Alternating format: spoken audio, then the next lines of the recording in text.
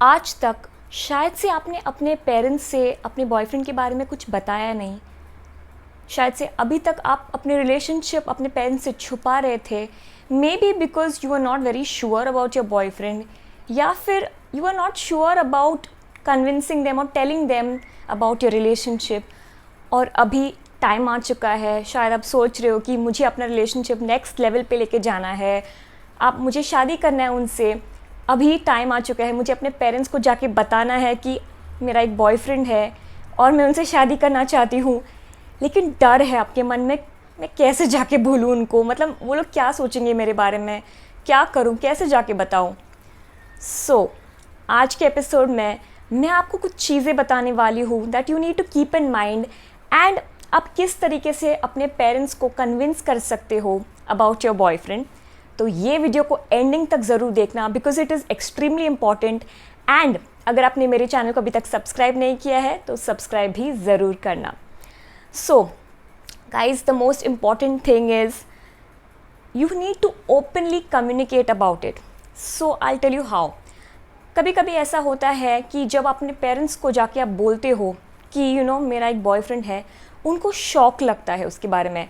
And फिर अगर आप बोलते हो कि मैं अभी आपको सब कुछ नहीं बता सकती हूँ, मैं आपको धीरे धीरे करके बताऊँगी, या फिर मैं आपको इस वक्त उनके बारे में सब डिटेल्स नहीं दे सकती हूँ, और आप थोड़ा बहुत झूठ मूठ बोलते हो, तो they will not take it easily. मतलब उन लोग को पहले तो शॉक हो चुका है।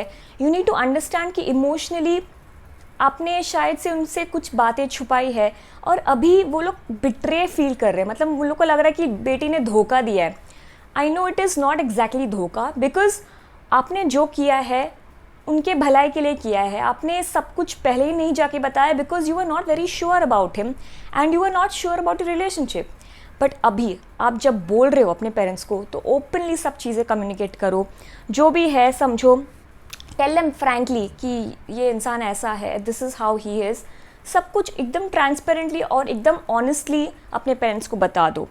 सो you need to tell about his qualities. उनका नेचर ऐसा है, वो बहुत ही अंडरस्टैंडिंग है, उनका ये स्किल्स है। सिर्फ ऊपर ऊपर से मत बताओ, एकदम डिटेल में स्लोली सब कुछ उनको बता देना। The next thing you also need to tell them is आप लोग दोनों कितने सीरियस हो एक दूसरे को लेकर। ऐसा नहीं कि आपका एक टाइम पास रिलेशनशिप है and you both are just एकदम पपी लव टाइप का रिलेशनशिप नहीं है। आप बहुत ही सीरियस हो और वो भी आपके बारे में बहुत ही सीरियस है।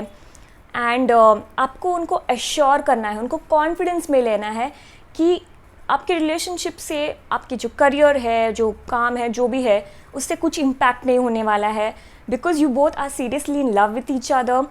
एंड इससे आपके रिलेशनशिप से आप बहुत ही कॉन्फिडेंट हो कि आपका लाइफ और बेहतर बन सकती है। आपका जो मन पॉजिटिविटी है आपके मन में, और आप ऐसे सोचते हो कि being with this person, mummy daddy, मैं आपको प्रॉमिस करती हूँ कि मेरा लाइफ अच्छा ना ही अच्छा ही होगा, बल्कि I know I will be very happy. क्योंकि अगर आप अपने पेरेंट्स को ये बोलते हो कि मम्मी पापा, मैं आपको अश्योर करती हूँ कि इस इंसान के साथ मैं हमेशा खुश रहूँगी, आई नो, एंड मुझे पता है कि ये हमेशा मुझे खुश रखने वाला है। तो जब भी आपके पेरेंट्स ये सुनते हैं खुशियों के बारे में, वो पिघल जाते हैं। मतलब उधर का उधर ही पिघल जाते हैं। They will not be able to argue much about it कि नहीं, मैं नहीं चाहता हूँ कि आप खुश रहो। कौन सा पेरेंट ऐसा बोलेगा? कोई भी नहीं बोलेगा ऐसा। So you need to make sure you tell that thing across. You also need to tell कि उन्होंने मेरे लिए क्या क्या किया है लाइफ में। उन्होंने मेरे साथ जो मुझे हेल्प किया है मेरे करियर में, या फिर कुछ भी छोटी से छोटी चीज़ों में, उन्हें हमेशा मुझे हेल्प किया है। उनका नेचर ही ऐसा है, बहुत ही हेल्पफुल है। अगर आप ये सब चीज़ें पोर्ट्रे करते हो अपने पेरेंट्स के सामने, so they will also start becoming convinced that he is the right person for you. तो ये सब चीज़ आपको बोलना होगा। और एक और बात है कि जब आप ये सब बोल रहे हो, थोड़ा बहुत एक रेजिस्टेंस होगा। आपके पेरेंट्स शायद से आपको बोलेंगे कि नहीं, बहुत सवाल पूछेंगे कि मुझे नहीं लगता ये इंसान आपके लिए सही है, या फिर कुछ ना कुछ आपको बोलेंगे, बहुत क्वेश्चंस पूछेंगे। उनके माँ बाप क्या करते हैं, उनका बैकग्राउंड क्या है, उनका कास्ट क्या है, ये वो।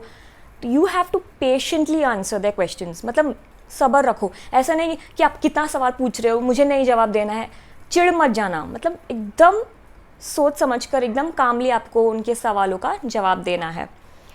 एंड अगर वो लोग ऐसा कहते हैं कि ओके अभी हम उनसे मिलना चाहते हैं, तो एकदम फटक से मत बोलो हाँ चलो चलो मिलते हैं उनसे। नहीं, यू हैव टू एकदम सोच समझ के उनको बोलना है कि ठीक है, अभी आज मैंने आपको ये सब बताए हैं, मेरे लिए भी ये बहुत बड़ी बात है to open up and tell you everything about my relationship, लेकिन मुझे थोड़ा टाइम दो, मे बी 1 हफ्ते 2 हफ्ते के बाद आई प्रॉमिस यू मैं खुद उनको लेके आऊँगी, आपसे मिलवाऊँगी।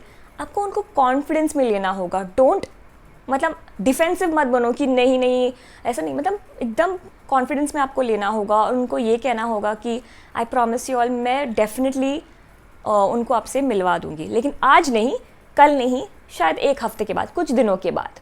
तो आपको ये बोलना होगा। देखो एक चीज़ समझो गर्ल्स, दैट आप जब कन्विंस कर रहे हो, कन्विंसिंग ओवरनाइट नहीं होने वाला है, ऐसा रातों रात की हो गया कन्विंस हो गए पेरेंट्स, नहीं, थोड़ा टाइम लगेगा। कुछ केसेस में महीनों महीनों लगते हैं।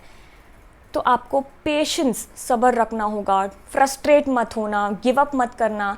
कुछ पेरेंट्स तो सीधा पहले ही दिन पे ऐसे ना बोलेंगे, नहीं नहीं मतलब नहीं, नहीं शादी करने देंगे उस लड़के से। बट आप होप जो है मत खोना। You have to be confident, you have to be strong enough. जो भी आपको झेलना है उस पीरियड में आपको झेलना होगा। एंड आपको सामने से अपने बॉयफ्रेंड को भी इस बात में कॉन्फिडेंस लेना होगा कि आपको भी मेरा साथ लेना है उस बात पे। You don't give up on me. So it is important that you need to convince both the parties. It's not just about वो पीरियड में सिर्फ पेरेंट्स को कन्विंसिंग नहीं करना है, आपके बॉयफ्रेंड जो है उनको भी कॉन्फिडेंस में लेना है। एंड एक चीज़ समझो कि once you do that, once you are able to convince your parents, mentally वो लोग प्रिपेयर्ड होते हैं इस बात के लिए कि ओके बेटी बड़ी हो चुकी है, उनका बॉयफ्रेंड है, उन्हें प्यार हो चुके हैं, वो शादी करना चाहती है। एंड आई थिंक उधर ही आपका आधा काम हो चुका है, when you mentally prepare them. तो जब वो मिलेंगे आपके बॉयफ्रेंड से और भी कन्विंस हो जाएंगे, मतलब फुल्ली कन्विंस्ड हो जाएंगे। तो ये रहा कुछ तरीके जो आपको यूज़ करना चाहिए if you want to convince your parents about your boyfriend. And अगर आप कुछ जानना चाहते हो कि what are the things that you know make you a bad girlfriend, मतलब कुछ आदतें, कुछ क्वालिटीज़ जिसकी वजह से शायद आप एक अच्छी गर्लफ्रेंड नहीं बन पाते हो, तो अगर आप ये जानना चाहते हो आप मेरे एक अलग वीडियो देख सकते हो, what makes you a bad girlfriend. Video का लिंक मैं डिस्क्रिप्शन बॉक्स में डाल दूँगी आपके लिए। तो आज का एपिसोड हम यही ख़त्म करते हैं। ये वीडियो को लाइक करना, कमेंट करना, शेयर करना। अगर आप मेरे चैनल पे नए हो तो चैनल को सब्सक्राइब भी ज़रूर करना। और हाँ, मुझे फेसबुक और इंस्टाग्राम पे भी आप फॉलो कर सकते हो। ओके देन, मिलते हैं बहुत जल्दी एक नए एपिसोड के साथ। My name is Karan Das and I thank you so much for watching. Bye.